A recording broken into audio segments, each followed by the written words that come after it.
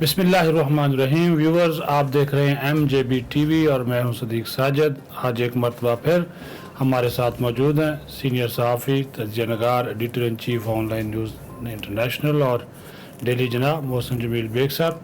آج ہم گفتگو کریں گے کہ جو ڈالر کی قیمت مسلسل بڑھ رہی ہے، پھر اس کے اندر اتار چڑھاؤ آ رہا ہے، آیا اس میں کوئی کمی آنے کی توقع ہے؟ پیٹرولیم مصنوعات کی قیمتوں میں بہت زیادہ اضافہ ہو گیا ہے، اور پھر ساتھ ہی ساتھ جو انتخابات سے قبل اصلاحات کی بات ایک مرتبہ پھر ہو رہی ہے، تو اس کے اوپر بھی جو ہے وہ بات کریں گے. بہت شکریہ بیگ صاحب آپ کے وقت دینے کا.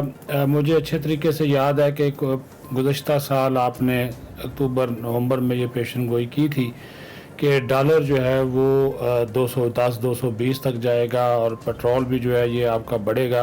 حالانکہ اس وقت تو کوئی آثار نہیں تھے کہ عمران خان کی حکومت جائے گی یا نہیں جائے گی، لیکن اس وقت بھی آپ نے پیشن گوئی کر دی تھی کہ یہ معاشی سچویشن ایسی بن رہی ہے کہ ہمیں یہ مشکلات پیش آئیں گی. تو آج ہم ان مشکلات سے گزر رہے ہیں، تو وہ تجزیہ آپ کا بڑا زبردست ثابت ہوا. تو ابھی کیا آپ دیکھتے ہیں کہ جو موجودہ حکومت ہے ساری سچویشن کو کس طرح جو ہے وہ ٹیکل کرے گی؟ صدیق صاحب، بیسیکلی یہ شخص پاکستان کو فائنینشلی اور اس کی اکانومی کو ڈبونے پہ آیا تھا. اگر کسی ملک کی فائنانس اور اکانومی کو آپ ختم کر دیں، وہ ملک خود ختم ہو جائے گا. یہ آج کے نیو ورلڈ آرڈر میں اکانومی تباہ کر دیں تو ملک تباہ ہو جاتے ہیں. یہ 22 سے 25 کروڑ لوگ ہیں، اگر ان کو کھانا اور اکانومی نہیں ہوگی اور بزنس نہیں ہوگا، یہ لوگ ایک دوسرے کو کھا جائیں گے. یہ اس ایجنڈے پہ کام کر رہا تھا. یہ بہت بڑی سازش کا ایک حصہ ہے جس کا نام عمران خان ہے. یہ لوگوں کو کہتا ہے سازش. یہ وقت بتائے گا کہ یہ سب سے بڑی سازش اس ملک میں یہ شخص کر رہا ہے. اس نے جو بھی پالیسیز بنائیں، جس طریقے سے اس نے کنڈکٹ کیا، یہ سب مطلب لوگ تو آئی ڈونٹ نو دیکھنا ہی نہیں، سننا نہیں چاہتے. یہ ڈالر اور جس طریقے سے اکانومی یہ مائنس میں لے کے گیا ہماری گروتھ کو، یہ بہت ٹائم لگے گا آپ کو واپس آنے میں اور اس اسٹیج پہ آنے پہ جس پہ اس کو حکومت ملی تھی. اور جو قرض اس نے لیے پرائیویٹ بینکوں سے 12.5% ڈالر ریٹ پہ، وہ ہمارا ملک کیا کوئی ملک بھی دنیا کا وہ پے نہیں کر سکتا. آئی ڈونٹ نو، اللہ اس ملک پہ رحم کرے، ان لوگوں پہ رحم کرے، اور وہ ہم اس قرض سے نجات لے لیں جو اس نے 3.5 سال میں 70 سال کا ریکارڈ توڑ دیا.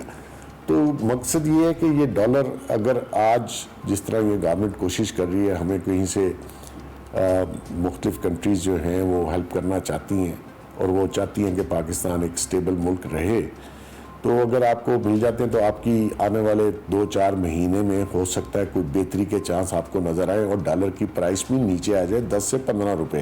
اچھا بیگ صاحب، کوئی آپ کو آثار نظر آ رہے ہیں کہ آنے والے دنوں میں اس میں بہتری آئے گی؟ کوئی عوام کو ریلیف ملے گا؟ کوئی مہنگائی میں کمی ہوگی؟ کیونکہ جو سابق حکومت کی جو پالیسیز ہیں وہ آپ کے سامنے ہے، موجودہ حکومت جو کر رہی ہے وہ بھی آپ کے سامنے ہے. تو اس تمام تر صورتحال کو دیکھتے ہوئے ہمیں کوئی امید ہے کہ عوام جس کو کہہ سکیں کہ سکون کا سانس ملے گا؟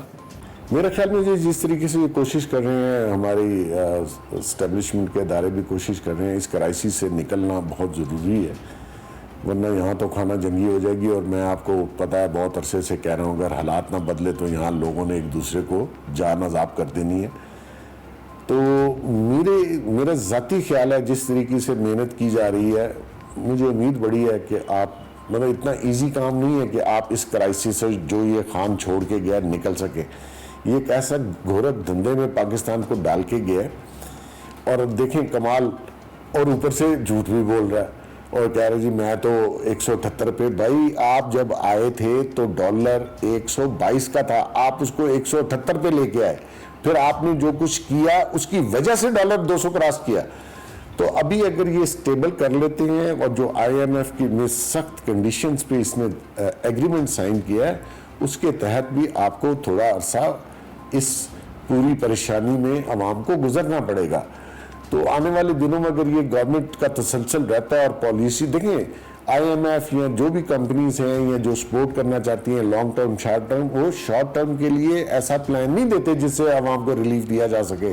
آپ نے ان کو باور کروانا ہے کہ انشاءاللہ یہ پورا ٹرم پورا ہوگا اور اگلا بھی 1 سال ایکسٹینڈ ہو سکتا ہے، کیونکہ آپ کو تسلسل لانا ہے. جو آج آپ کر رہے ہیں، ہمارے ہاں پرابلم یہی ہے کہ ایک گورنمنٹ جاتی ہے تو اس کا پروگرام وہیں بند ہو جاتا ہے، جس سے بہت سے لوگ ڈسٹرب ہوتے ہیں. تو اس کا تسلسل چاہیے جو بھی آپ اچھا ڈاکٹر صاحب، جو سراج الحق ہے انہوں نے ٹرین مارچ کیا ہے اور اس ٹرین مارچ کے اختتام پر انہوں نے بات کی ہے انتخابات سے قبل اصلاحات کی. کیا آپ اس بات سے اتفاق کریں گے؟ کیونکہ آپ بھی متعدد مواقع پر یہ بات کر چکے کہ صرف انتخابات مسئلے کا حل نہیں ہے، ہمیں جامع اصلاحات لانی ہوگی، ایسا نظام لانا ہوگا جس سے واقعی جو ہے وہ لوگوں کو ریلیف ملے، ان کے مسائل جو حل ہوں. تو کیا آپ فوری انتخابات بجائے اصلاحات کا جو ایک مطالبہ سامنے آ رہا ہے اس کی جو ہے وہ اس سے اتفاق کریں گے؟ بالکل جی. یہ دیکھیں، یہ الیکشن کیوں کھیل رہا ہے؟ یہ اس کو پتا کہ الیکشن تو سویپ تو نہیں کرے گا، 2/3 میجارٹی میں تو نہیں آ سکتا اور کوئی بھی پارٹی نہیں آ سکتی. یہ الیکشن کے بعد بھی یہی دھندا کرے گا، سڑکوں پہ آئے گا، جلسہ جلوس کرے گا کہ جی مجھے ہروا دیا گیا. ایسا نہیں ہے، ساری قوم کو پتا ہے. اور یہ جو سوشل میڈیا کے بل بوتے پہ بڑھ کے مار رہا ہے، social media is not every thing. یہ نان سیریس میڈیا ہے جو مین سٹریم میڈیا ہے. اس میں لوگوں کو پتا ہے کہ کسی نے کیا کہا اور کس نے کیا کیا ماضی میں.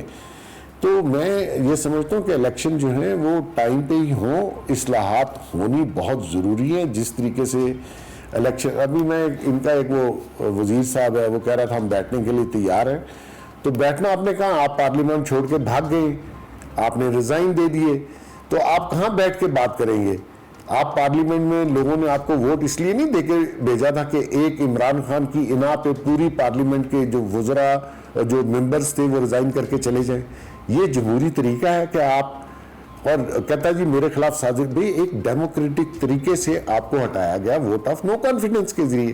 لندن میں ابھی ووٹ آف نو کانفیڈنس ہوا، 48 لوگوں نے اپنے پرائم منسٹر اپنی جماعت کے خلاف ووٹ ڈالا. وہاں تو کوئی ڈیفیکشن کلاز نہیں تھی. تو ووٹ آف نو کانفیڈنس کا مطلب یہ ہوتا ہے کہ آپ کے اپنی جماعت اور اپنے لوگ آپ پہ مسٹرسٹ کرتے ہیں. اور آپ کا بیہیویئر دیکھ لیں، یہ تو اپنے آپ کو خدا سمجھتا ہے اور پلے کچھ نہیں کھاتا، لوگوں سے ہے، لوگوں کی جیبوں پہ نظر ہے، چندہ بھی کھا جاتا ہے. یہ وہ بلا ہے جو چندہ کھا جاتی ہے، صدقہ کھا جاتی ہے. اور یہ باتیں لوگوں کو ایسے کرتے ہیں جیسے باپ اس کا کوئی کسی ملک کا بادشاہ تھا. اور باپ کی ہسٹری بھی ذرا چیک کر لیں، آج تک بینک آف پنجاب کا ڈیفالٹر ہے اس کا والد اور یہ خاندان. آج تک بینک آف پنجاب کے پیسے نہیں ہے، جائیں چیک کروا لیں. تو یہ اس کو سمجھ نہیں ہے. یہ سمجھتا ہے کہ میں جو جھوٹ بولوں گا وہ قوم مان جائے گی. کچھ لوگ مان رہے ہیں اس کا جھوٹ، لیکن حقیقت جو ہے وہ آپ کو آئندہ الیکشن میں پتہ چل جائے گی.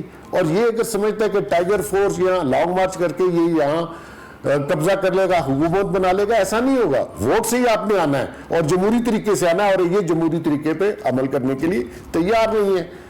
تو لہٰذا یہ جو لوگ ریزائن کر کے گئے ہیں، جن کو ووٹ دے کے لوگوں نے پارلیمنٹ میں اس لیے نہیں بھیجا تھا کہ ایک شخص کی انا پہ پورے لوگ ریزائن کر کے بھاگ جائیں. اور ریزائن بھی کیسے دیے اور تصدیق کے لیے بھی نہیں آ رہے. تو یہ سارا جھوٹ پروگرام ہے اس شخص کا. یہ ایک بے نقاب ہوا. اس کی اصلیت لوگوں کو انشاءاللہ آہستہ آہستہ پتہ چلے. ہمیں تو پتہ چل گئی اور ہم نے بھگت بھی لی. انشاءاللہ پاکستان نہیں بھگتے گا. اور یہ جو عوام ہے جو ابھی بھی اس کے ساتھ ہیں یا اس کے جھوٹ میں آئے ہوئے، ان کو بھی تھوڑے دن گزر جائے، ان کو بھی حقیقت پتہ چل جائے گی. جی ویورز، آپ نے محسن نبیل بیگ صاحب کی گفتگو سنی. انہوں نے واضح طور پر یہ جو ایک اور بڑا انکشاف کیا کہ یہ جو عمران خان تھے یہ نیو ورلڈ آرڈر کا ایک طرح کا حصہ ہے اور عالمی سازش کے طور پر یہ لائے گئے، مسلط کیے گئے. اور ان کی جو پالیسیز ہیں اس کی وجہ سے پاکستان تباہی کے دہانے پر جا پہنچا. اور موجودہ حکومت جو ہے وہ کوشش کر رہی ہے کہ ان مشکلات پر قابو پایا جا سکے. ہم بھی امید کرتے ہیں کہ عوام کو ریلیف ملے اور موجودہ جو صورتحال ہے، مشکلات ہیں، مسائل ہیں، اس سے جلد چھٹکارا ملے. اپنا خیال رکھیں. بہت شکریہ.